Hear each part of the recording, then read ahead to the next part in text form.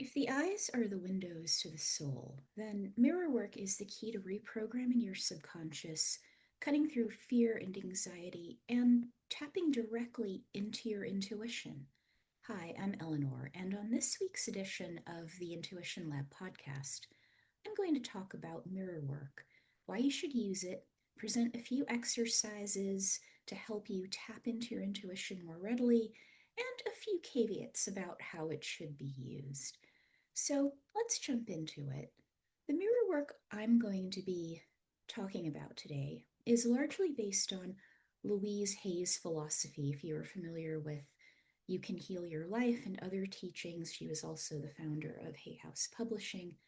Her version of mirror work with a side of energy work, I would say. This episode isn't about magical uses of mirror work like scrying, though I will talk a little bit about it later on. So, first of all, what is mirror work and why should you use it? Well, the power of looking at yourself in the mirror, really looking at yourself in the eyes, is that you will speak the truth to yourself that you need to hear now. So, based on what I read in You Can Heal Your Life, Louise said that when we receive childhood messages, or let's face it, much of our current day to day subconscious programming comes from, is often negative and delivered by someone looking at you right in the eyes, generally from above, sometimes, shaking you or holding you or like wagging a finger in your face, just, you know, dictating. And when you do mirror work, you flip the script. You look yourself in the eyes and you speak either positively or neutrally about yourself, reprogramming your subconscious into what I think is a more beneficial state around particular topics in your life, or sometimes your entire life. Mirror work shows us the truth of what we actually believe about ourselves, not what we say we think, feel, or believe, because what we actually believe is what we actually experience. And that's a whole lot of actually. Mirror work is a shortcut to your intuition, and it is a wonderful way to cut through the nonsense of fear, doubt, expectation, and reveal some of what is holding you back from what you want. It can also show us the truth of a situation because I find it difficult to look myself in the eyes and tell myself something that isn't true. We may be able to do it to other people, but it is a lot harder to consistently lie to yourself. So, looking yourself in the eyes is incredibly powerful. So, how do you do mirror work? It sounds like just looking in a mirror. And yes, it is. So, the classic exercise from Louise is to look yourself in the mirror and say, I love you. I really, really love you. And this can bring up powerful emotions and surprising reactions. If you do it, note the first thing that comes to mind and let me know in the comments because sometimes when I tell myself that, what I get is, no, you don't, or you will, or this is what you have to do to love yourself. And sometimes, normally when I tap into my intuition, the first information I get is the thing I need to know. But with mirror work, it really shows me what's blocking me right now, what is preventing me from doing or having or being a certain thing. Now, with mirror work, I recommend you do it as soon as possible after waking up, after meditation or some sort of devotional practice, or just, like this. Breathing deeply in and out a few times. This will help to center yourself and anchor you in your own energy before scrolling or beginning the mental churn about what's going on in your life, things you're worried about, issues you had before you went to sleep. You want to just tap into the real you, the you that's free of outside influence. Now, Louise also mentioned that looking in your eyes and saying something positive about yourself each time you pass a mirror can be very beneficial. But I think it's difficult to do if you are wound up, upset, or really far down a path of negative thinking. I think it's better to be a bit balanced, maybe not in your energetic five state, and I have a podcast episode about this, but in a place where you actually believe what you are telling yourself. You know, that's why people say affirmations don't work, because you fundamentally don't believe that any of it is true. And I think doubly so for looking yourself in the mirror and trying to tell yourself something. So I view mirror work as a great way to connect with my intuition, my higher self, because it really cuts through a lot of our BS and it brings the BS to the fore. You know, if you know that you should be walking for half an hour every day, I do more than that. That's just a really current example for me. And you're not. You would ask yourself, well, why aren't I doing this? And you might come up with lots of excuses, but there's always a deeper reason. And if you were to do mirror work and just look in the mirror and ask yourself, why am I not walking for a half hour a day?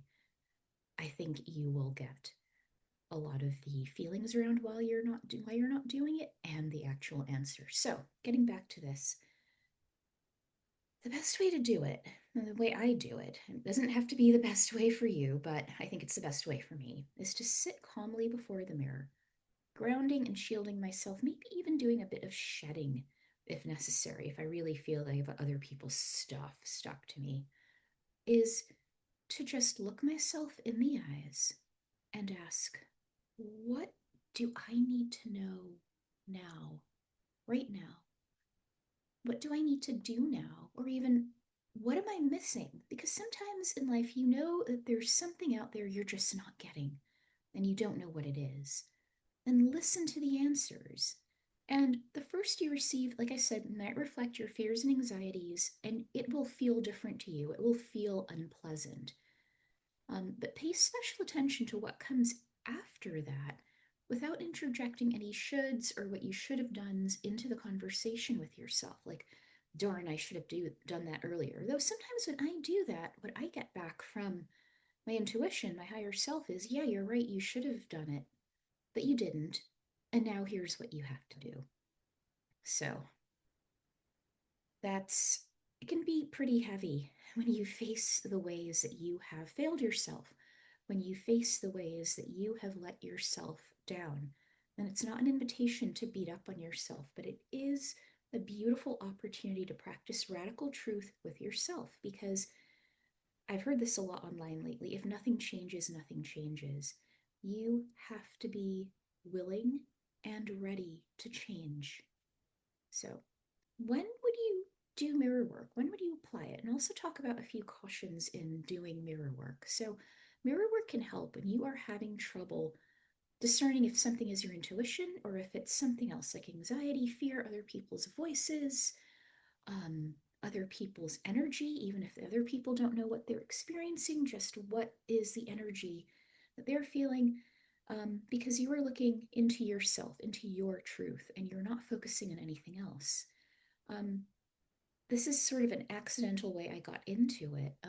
It can help you to hear your intuition, because looking yourself in the eyes can be the start of entering a deeply meditative, relaxed state. So when I was a young child, I loved staring at myself in the mirror. I mean, young children often do, because in the beginning they may not realize there's another child, they may not realize it's themselves, they might think it's another child. But I would just stare into the mirror, and eventually your eyes lose focus. And I would just have interesting visions or just feel like I was in a deeply peaceful flow state. So it can help you to get into that flow state pretty quickly. I mean, ideally, you're in a safe environment when you're doing this, and you don't have to do this for very long. That's something I forgot to mention. This can be a 30-second to 2-minute practice, or it can be longer, whatever is comfortable for you in the beginning. It can also help you if you are not receiving the results you want in your day to day life, because it connects you to your truth. It shows you very clearly what is real for you. It can also show you what is not working in your life and where you are not showing up for yourself. I would also say that mirror work is perfect if you don't know what's wrong and you're not sure if you are or aren't participating in a problem in your life. So it is a way to tap into deep truth And maybe I'll do a little more thinking about why it seems to work so effectively, at least for me, to cut through a lot of BS and noise. But like I said, I find it difficult to look myself in the eyes and lie to myself. And during times in my life where I know that I engaged in self deception, I also noticed that I didn't look in mirrors very often. And if I did, it was just to give myself a quick once over, maybe do my hair, not to look myself in the eye. So Louise recommends an exercise where you look in the mirror and state, I am willing to change. And I think it's powerful because it encompasses everything in your life.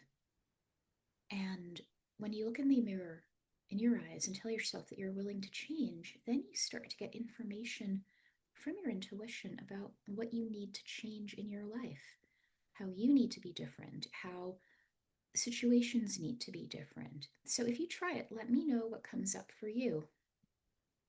Now, there are a few things to know before starting mirror work.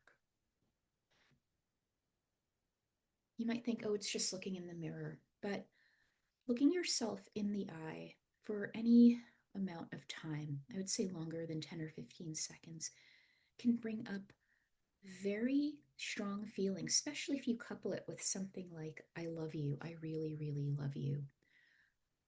It can bring up feelings of sadness, shame, guilt, anger, hurt.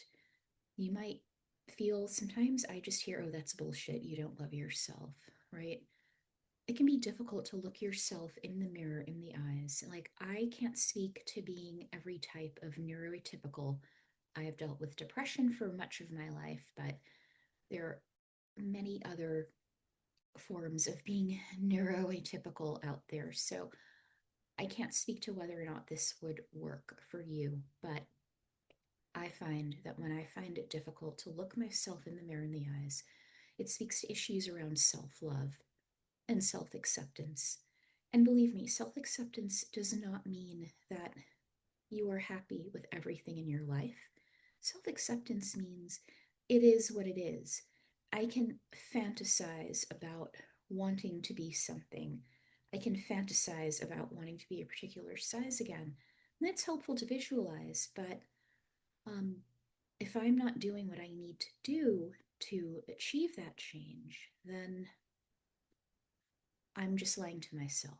So, while it can be difficult to look yourself in the mirror, you can work through it. You can build up to it. Like I said, you can do it for 10 to 15, 30 seconds at first, maybe up to 2 minutes, and longer if you really want to get into a sort of meditative state. But you can work through the strong feelings that come up. And sometimes strong feelings that come up when you do mirror work are indications of places where you need to take charge in your life. If you feel a lot of anger or guilt around a situation, then you need to see, well, what can I do about that situation? And now, finally, I'm going to talk about a few other applications, if you will, of mirror work. So, I talked about this a little earlier, but meditation, like my accidental mirror work as a child, I would literally feel like I'd slipped through a portal once my eyes went out of focus after like 3 or 4 minutes. And I felt like I would slip into a trance like state fairly quickly. So if you listen to affirmations or guided meditation, it can be especially effective to couple that with mirror work if you are okay keeping your eyes open while you do this sort of thing. Also, energy work. So if you do Reiki or other forms of energy healing on yourself, gazing into a mirror can be useful. I mean, this isn't exactly the same thing, but I attended an urban tantra workshop about 5 years ago, led by the wonderful Barbara Corellis, where there was partnered and, yes, clothed work, but there was an option of, excuse me, practicing with yourself by gazing into a mirror. And I wish I'd chosen that option because she actually said at the time, excuse me, that was the advanced option. And at the time, I thought, you know what, that's kind of nuts. How can it be more challenging to face yourself than it is to, excuse me, sit in the lap of someone you've just met and do eye gazing? But now I understand it. So if I ever do any tantra work again, I will try to do one on one work, meaning me and the mirror. especially for eye gazing. I'm really thirsty today. Now, the final application I'll talk about is scrying and divination. So it's a time old practice that you can research, but it's where you stare into a dark mirror, like obsidian. Some people back in the day would use copper, though I have known people to just use mirrors in a darkened environment, especially with candlelight or low light, or even scrying with a bowl of water because it is basically a mirror, right? With enough illumination. I don't practice it. It's not that I have anything against it. It's just I have not drawn to it. But I advise really understanding what you are doing when you play with intense divination methods and even energy work as well, because it can destabilize you. You have to know what you're doing. You have to ground, shield, and shed beforehand to make sure that you are going into this practice as clean, as energetically clean as you can. I would say, in general, for any mirror work, including just the mirror work I talked about in this episode, you must be as balanced and as sober as possible. You want to have a clear connection to your higher self, and if you are upset or angry or under the influence of something, you may be inviting in other attachments, shall we say, that will not help you and in some cases may destabilize you and your life. If you are using mirror work for any sort of divination, I would say being sober is a must. So we've all had moments back in the day when I drank more where you're drunk and you look at yourself in the mirror and you just get messages like, this is really stupid, or what are you doing, or you should just go home. But if you are using it for divination purposes, I strongly recommend that you are sober. So, with that said, will you try mirror work today? Do you think it will help you find a real in and eliminate blocks in your life, identify and help you eliminate places where you feel stuck and help you to get unstuck? Do you think it can help you to reprogram your general operating procedure around standard operating procedure around certain things in your life that you want to change? If you try any of this mirror work, please let me know. I'd love to know your results. So, sending you so much love, and I'll talk to you soon. And if you would like a supportive environment to try out things like mirror work, to learn about tools that can help you connect with and apply your intuition in your day to day life, I invite you to join Pathfinders, my free Telegram based community where I have weekly prompts and occasional live reading sessions and just day to day support for people who are trying to live life intuitively and just live life on easier mode, because it does get easier when you apply your intuition. So, talk to you next week. Bye.